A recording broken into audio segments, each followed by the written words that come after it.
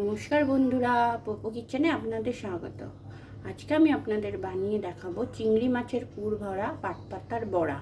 তার জন্য আমি ভালো করে ধুয়ে জল ঝরিয়ে রেখেছি। আর এখানে আমি নিয়ে নিয়েছি চিংড়ি মাছ, এখানে হলুদ গুঁড়ো, লঙ্কা গুঁড়ো, এক টুকরো আদা, কাঁচা লঙ্কা আর কিছুটা রসুন।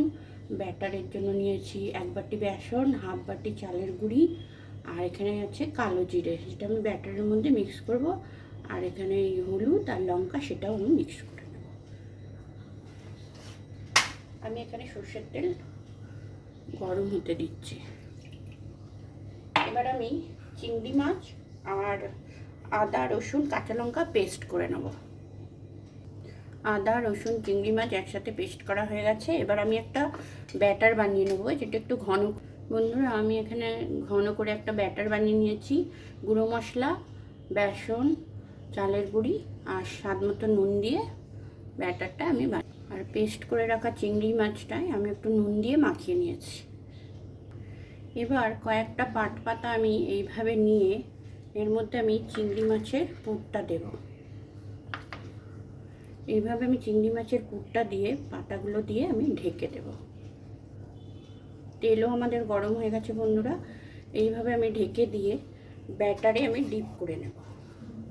এই যে ব্যাটারে আমি ডিপ করে নিলাম।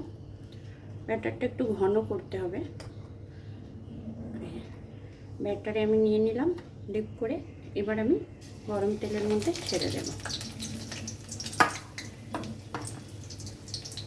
এইভাবে আমি আরও বানিয়ে নেব। এইভাবে আমি আরও কয়েকটা বড়া বানিয়ে নিয়েছি। এবার আমি এগুলোকে ভেজে নেব।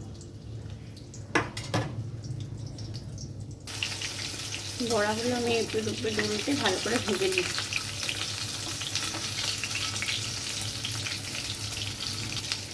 বন্ধুরা, বড়াগুলো আমাদের ভাজা হয়ে গেছে। এবার আমি এগুলোকে তুলে নিই।